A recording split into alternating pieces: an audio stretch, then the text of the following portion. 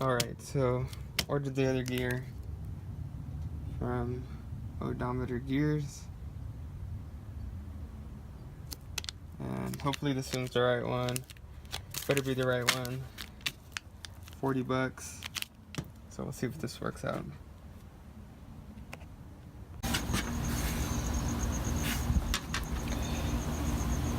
As you can see, I got the right one. Luckily, so they're splined the same way, or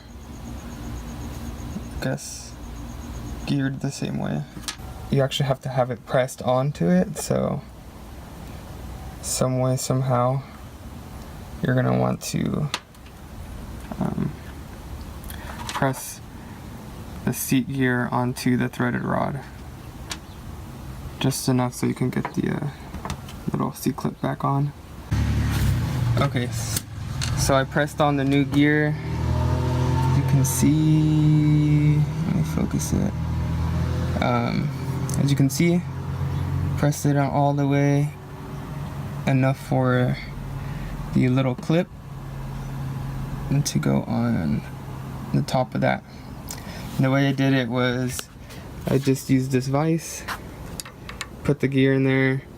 Obviously I used some sort of protection, so I kind of used a rag, put this in between there, pressed it in enough, and then once it was flush with this, I just used a nut for a spacer, so that way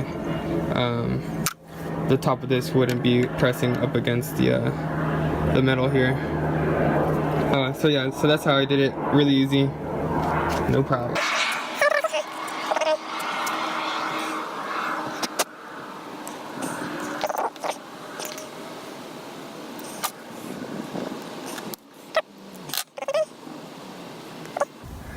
Cool. So that's all good to go. Now let's. Oh yeah, another smart thing to do is label which motor goes on the bottom and the top, just so you know for next time. So I labeled mine. So let's put this back in.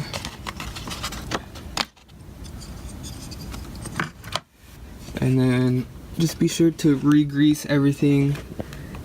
As you can see, we took a lot of the grease out of there just so I made sure that there was no you know, a little debris from the old gear. You don't want that being caught in there and causing another issue. So let's put this back in. Oh, I need the other ball for this side.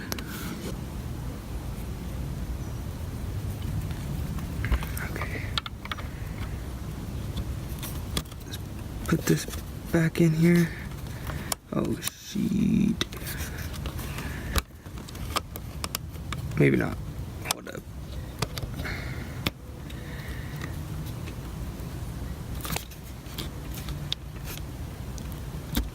Oh, there we go. Okay. Just need to use a little bit of force there to get it back onto the threads. And that feels like it's back onto the threads. Oh, yeah. Okay.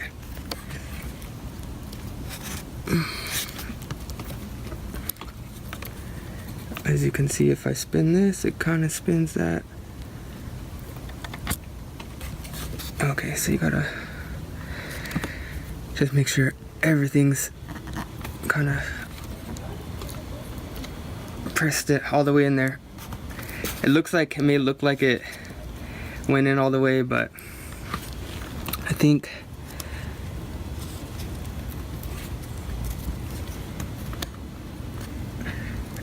just try to press it in as far as it goes. Okay. Okay.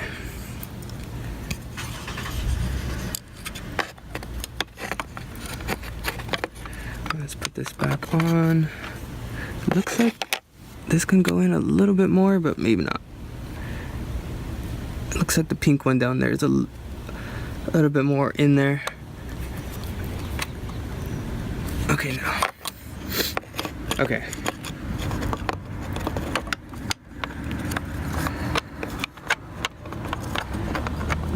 Putting this cover on takes a little force as well, so don't be afraid to get like a little mallet or hammer.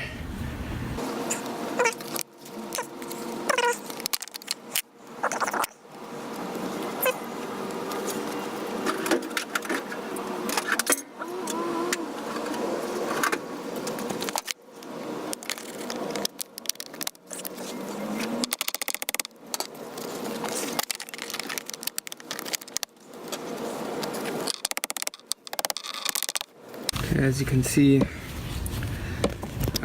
whoa, just touch these.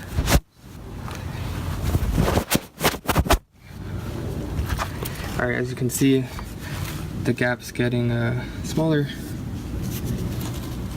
I'll go ahead and keep kind of tapping it in there.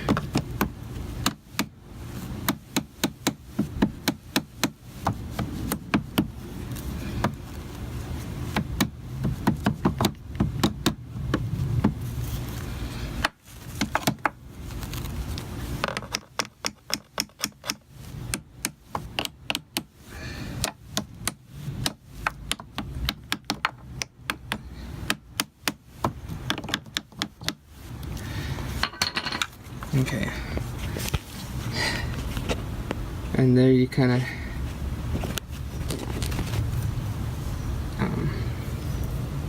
okay, that's all buttoned up, and all we have to do is put everything back together. Okay, the two long ones, if you didn't remember, I almost didn't remember, but they go on the two bottom ones, the ones that are right next to each other.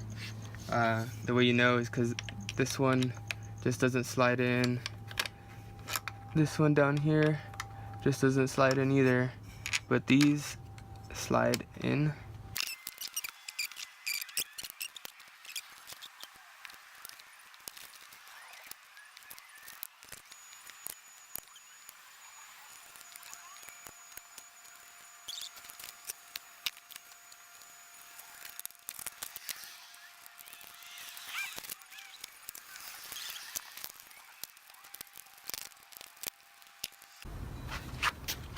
Okay, one tip, this bracket, it has a really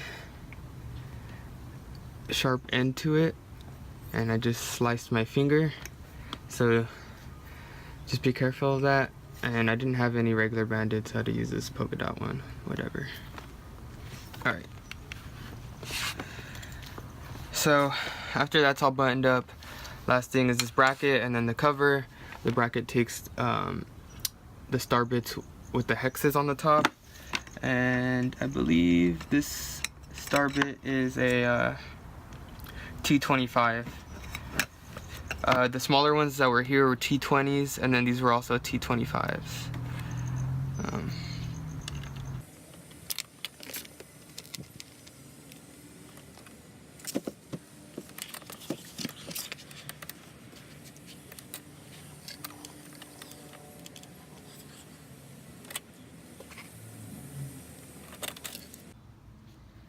Okay, so I finally got the motors back on.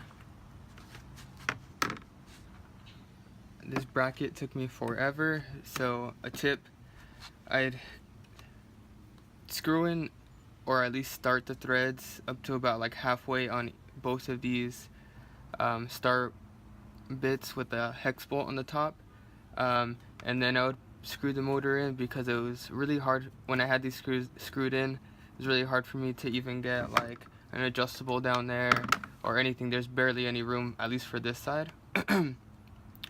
So I took it off. This side was fine. This side I took off, and then I pretty much almost screwed it in all the way, and then I was able to put this on. So yeah. So that. Just a tip there, and then now last and final step is to put this on. Snaps into the clip right there, and then all I have to do is screw that on, which is this. And after that, I think we should be all done, and it's ready to put the seat back in. Wow, that's huge.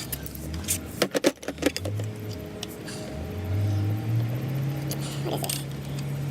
That's a T30 for the top one.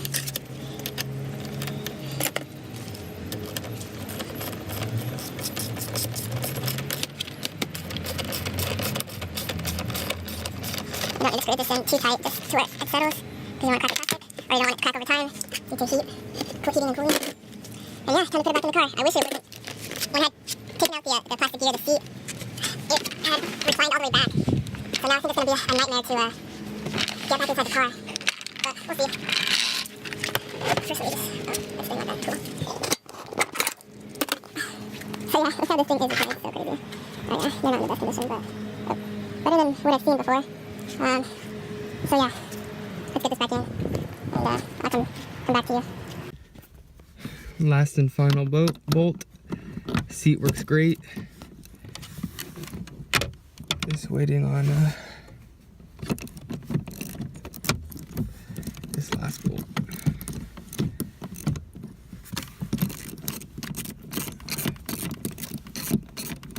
And these are actually 16s. So glad I found my socket for 16.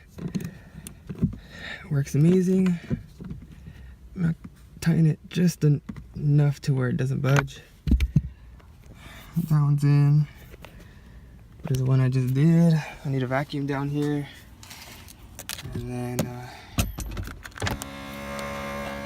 so this function always worked. So I didn't replace that one. Those are there. And there's that one. And then for the reveal of the reclining, oh, there we go, yay. And that's how you replace the seat gear. Seat gear nightmare. All right, catch you guys on the next one.